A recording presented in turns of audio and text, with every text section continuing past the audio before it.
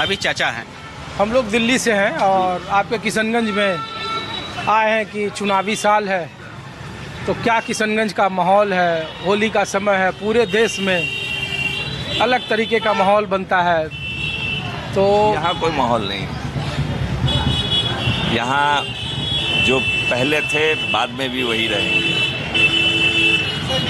हाँ, यहाँ यानी कोई फिरका वाराना ये वो सब कुछ नहीं है। किशनगंज के अंदर में ये सब माहौल है ही नहीं होता है। नहीं, यहाँ वो सब नहीं होता। सब यहाँ मिलजुल करके रहते हैं और इससे बेहतर तो पूरे हिंदुस्तान में इससे बेहतर जो है शांत जगह कहीं नहीं है।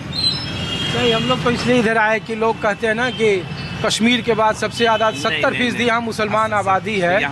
यहाँ जितने भी हिंदू मुस्लिम जो भी हैं वो सब आपस में इस तरीके से मिल करके रहते हैं कि कभी किसी को किसी किस्म की कोई परेशानी नहीं है। ये चुनावी साल होता है तो हमेशा ये तो प्रयोगशाला होता है। लोग कहते हैं कि M-22 समीकरण का ओवैसी साहब यहाँ आते हैं और यहाँ की शिक्षा का सवाल उठाते हैं। शिक्षा के लिए जो है अब ये तो यानी भारत सरकार से भी बिहार सरकार से भी हम लोग इस चीज़ की जो है तमन्ना करते हैं कि भाई शिक्षा में सुधार हो।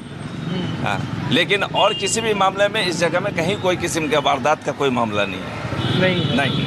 अच्छा, देखिए बिहार में ना कुछ विधायक हैं, उन्होंने कहा कि उत्तर प्रदेश का एंट्री हो गया ना सियासत का। उन्होंने कहा कि मुसलमानों को अगर रंगों से परहेज है तो वो गुलाल और अबीर न बेचे। उत्तर प्रदेश में आप देख ही रहे हैं कि हम लोगों ने कहा कि किशनगंज में नहीं, बिहार में ये कहीं भी इस तरीके का कोई वातावरण नहीं है, कहीं भी नहीं है इस तरीके के लोग पसंद भी नहीं करते। नहीं, यहाँ की मेंटेलिटी ही नहीं है। अब बिहार में ये सब होता भी नहीं है। बिहार सरकार भी इस चीज़ पर जो है बहुत निगरानी रखती है। हाँ, कहीं किसी के मामला।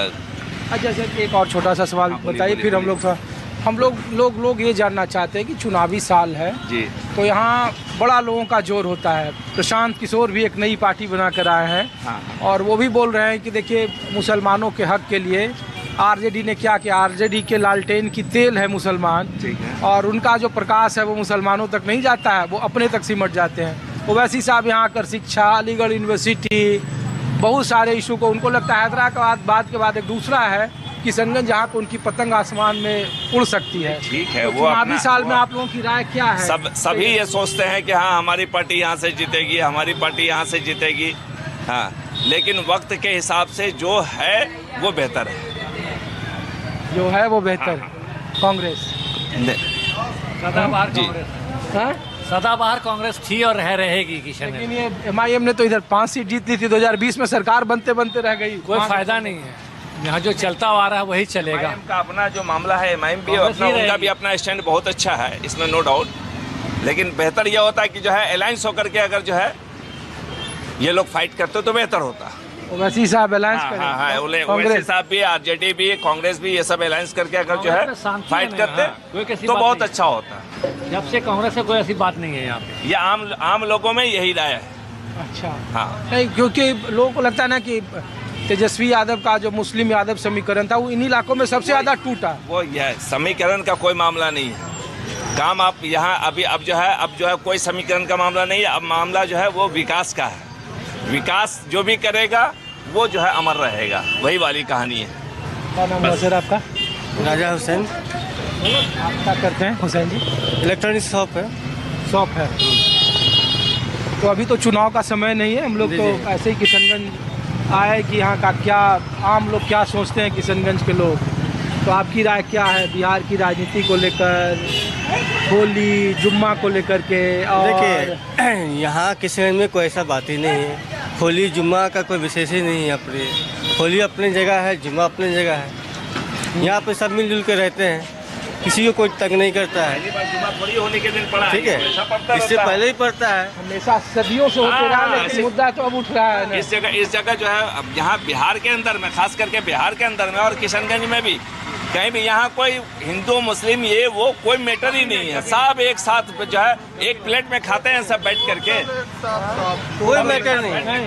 हाँ, ये कोई मुद्दा नहीं है कि जो है होली जुमा में पड़ गया तो जो है रमजान में ऐसा कोई विधायक आए और उन्होंने वही कह रहे थे कि अगर मुसलमानों को रंग से परहेज है तो वो पिचकारी न बेचे। बिहार में यही देखिए, हम लोग कुछ दिन पहले सुने कि गिरिराज सिंह यहाँ से यात्रा बिहार में नहीं होता, यूपी में होता है। सब यूपी का जहाँ आपको योगी है वहाँ पर नफरत है, बिहार में ऐसा कोई बात नहीं है। यहाँ रंग पड़ने के बाद भी हम यहाँ बुरा पर नहीं मानते तेजस्वी हैं, है, तो बस चल लेते हैं, पास हो नीतीश जाते कुमार हैं। है तो यहाँ मोहब्बत है। मोहब्बत। यहाँ पर कोई ऐसा मैटर नहीं है, कोई पिचकारी बेचेगा, कोई जुमा पड़ेगा, उसको कोई फर्क ही नहीं पड़ता है, कोई टेंशन वाली बात नहीं है। बिहार के मुसलमान यूपी के मुसलमान जैसे नहीं है। वो सब नहीं, हाँ उसको यूपी के भी मुसलमान खराब नहीं है, वो लेकिन उसको खराब बना दिया गया, समझे ना सर। उंगलबाजी करके। हाँ, सिर्फ वहाँ पर ये दिखाया जाता है यूपी में कि जो है मुसलमान इतने गंदे काम करते हैं, ये ऐसा कोई मतलब नहीं है, उसको किया जा रहा है। ये सब नेतागिरी है, और खासकर योगी जी का जो है ना देना।